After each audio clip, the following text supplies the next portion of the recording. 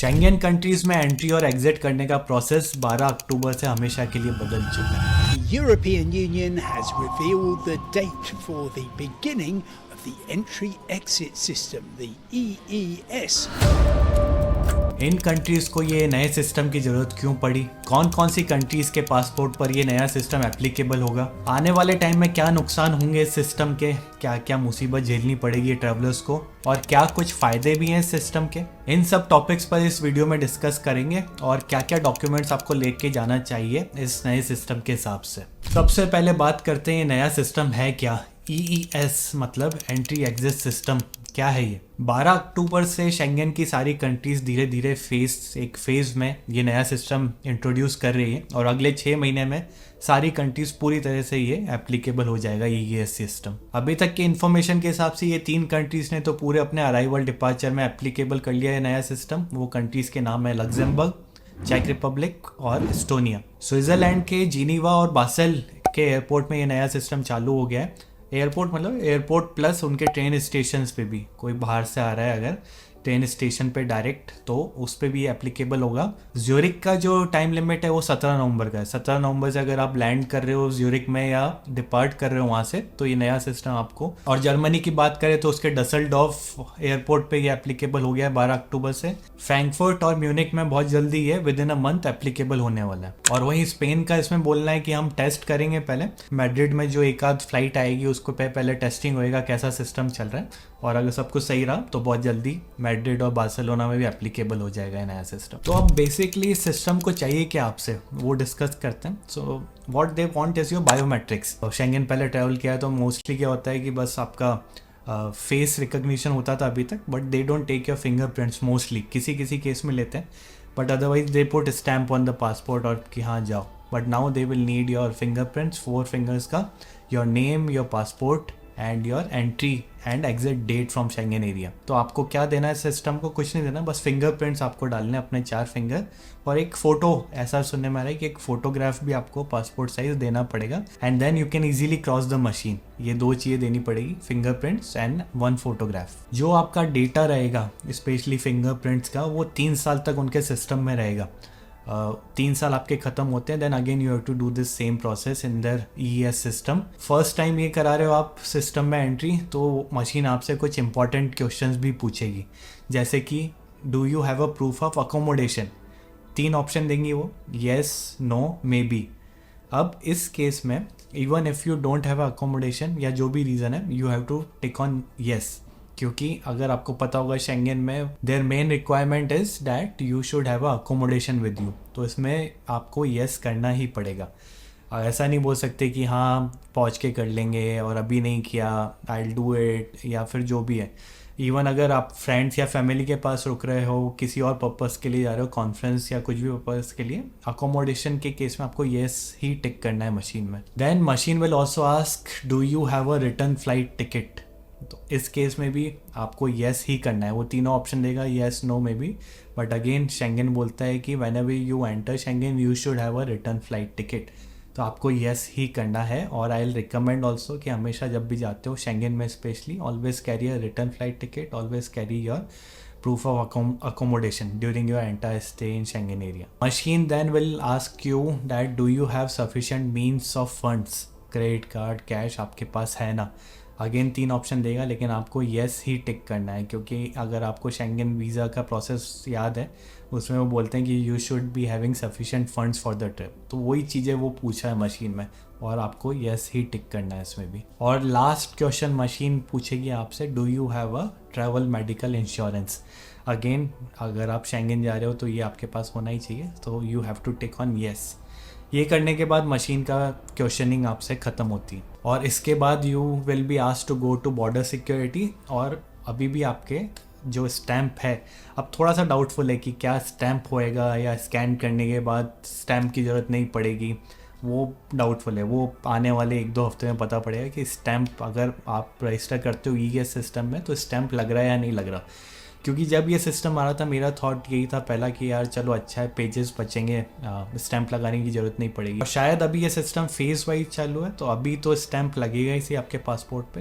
अप्रैल से जब ये फुल फ्लैज हो जाएगा, हो सकता है कि आपके पासपोर्ट पे स्टैंप नहीं लगेगा शेंगन का फॉर एंट्री या एग्जिट के टाइम, सिर्फ वो machine will capture data, date of entry and date of exit. तो इस सिस्टम की ज़रूरत पड़ी क्यों, EES सिस्टम जो आ रहा है क्यों ज़रूरत पड़ी? तो 3 मेन रीज़न है इस सिस्टम को एप्लीकेबल करने के लिए। पहला है शेंगन की बॉर्डर सिक्योरिटी, उसको थोड़ा और स्ट्रॉन्ग करने के लिए सिस्टम लाया गया है। सेकेंड है इलीगल इमिग्रेंट्स को कम करने के लिए, जो एंट्री और एग्जिट का सिस्टम है शेंगन में उसको थोड़ा सा और इफ़िशिएंट बनाने के लिए। और इफ़िशिएंसी की बात करूँ तो ये सही भी है। आई नो पीपल जो शेंगन से आए हुए हैं और वो ओवर स्टे किया हुआ था उन्होंने शेंगन में 1-2 दिन से, गलती से भी हुआ है किसी से, लेकिन उनको फिर भी पास ऑन होने दिया, उनको पता ही नहीं पड़ा जब वो एग्जिट कर रहे थे कि ओवर स्टे भी हुआ है इसका कैंडिडेट का।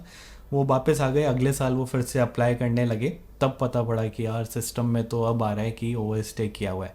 तो थोड़ा सा लैग था उनके सिस्टम में एंट्री एग्जिट का थोड़ा लेट पता पड़ता था कि कब एंट्री हुई थी, कुछ ना कुछ सिस्टम में इशू था उनके, इसलिए बहुत वो सेंट्रलाइज सिस्टम था लेकिन इतना अपडेटेड नहीं था कि फटाफट पता पड़ जाए कि हाँ ये जो आ रहा है कैंडिडेट ये ओवर स्टे करके आ रहा है।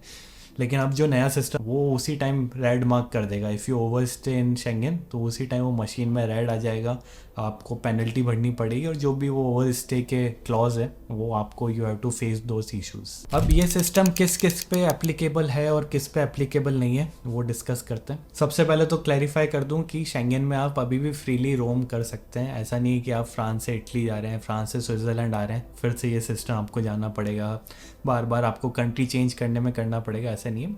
Schengen is one collective country ऐसा मानते हैं। और जब आप फर्स्ट टाइम एंट्री करते हो, जब आपको ये सिस्टम में अपना बायोमेट्रिक्स देना है और जब भी एग्जिट करोगे तो सिस्टम में अगेन फिंगरप्रिंट्स देख के आपको एग्जिट डेट रिकॉर्ड करनी है सिस्टम में। तो सिस्टम ये एप्लीकेबल है सारे नॉन EU पासपोर्ट होल्डर्स पे। अगर ब्रॉडली देखें तो सारी वो पासपोर्ट होल्डर्स जो EU के अंडर नहीं आते हैं इंक्लूडिंग इंडिया, आपका बायोमेट्रिक्स होएगा, आप नेक्स्ट टाइम जब भी शेंगन जाओगे ये प्रिपेयर हो जाओ। तो इस सिस्टम के अब नुकसान क्या है? नया सिस्टम आ रहा है, थोड़े बहुत फ़ायदे हैं लेकिन मेजर है कि नुकसान क्या है। तो यूँ आप समझ लो कि आपका अगर लेओवर होता था कि you are going from India से डायरेक्ट फ़्लाइट पकड़ के पेरिस जा रहे हो, पेरिस से आप कहीं और जा रहे हो आइसलैंड या कहीं पे भी, और आपका लेओवर 1.5 घंटे 2 घंटे 2.5 घंटे 3 घंटे तक सफिशेंट मानते थे। लेकिन अब लेओवर अगर आप कर रहे हो शेंगन कंट्री में फर्स्ट स्पॉट से तो make it at least 4 hour 5 hour, क्योंकि इस नए सिस्टम में कितना टाइम लगने वाला है वो पता नहीं है अभी।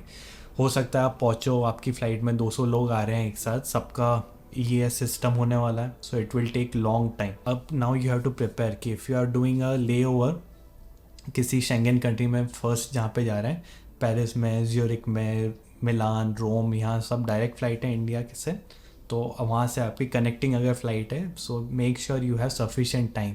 और इस सिस्टम के फ़ायदे क्या रहेंगे फॉर अ ट्रैवलर, उनके लिए बात नहीं कर रहा मैं, EU कंट्रीज़ के लिए उनके फ़ायदे तो हैं ही सही कि सिक्योरिटी और स्ट्रॉन्ग हो जाएगी, इमिग्रेंट्स पे और थोड़ा इलीगल को पकड़ पाएंगे। लेकिन ट्रैवलर्स के लिए क्या फ़ायदा है इस सिस्टम का? मुझे लगता है कि 2 मेजर फ़ायदे हैं कि एक बार आपका बायोमेट्रिक्स हो गया दैन होपफुली बहुत फास्ट आपका हो सकता है immigration, both while coming to their country, exiting के टाइम भी हो सकता है सिस्टम बहुत फास्ट है। जिसने इंडिया में फास्टैग सिस्टम में रजिस्टर किया हुआ है, फास्टैग के थ्रू इमिग्रेशन करते हैं, उनको पता है कि it's very convenient.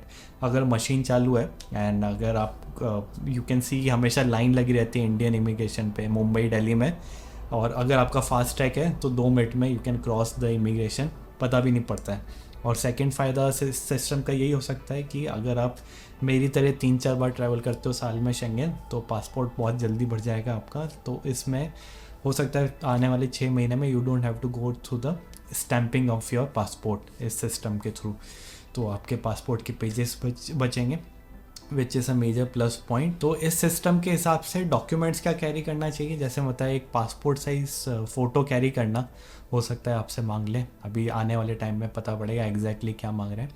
Carry your accommodation proof, carry your return flight proof, carry your travel insurance print out की ज़रूरत शायद नहीं भी पड़े, carry it as a soft copy also in your email या मोबाइल पे रखो ताकि आप दिखा सको उनको।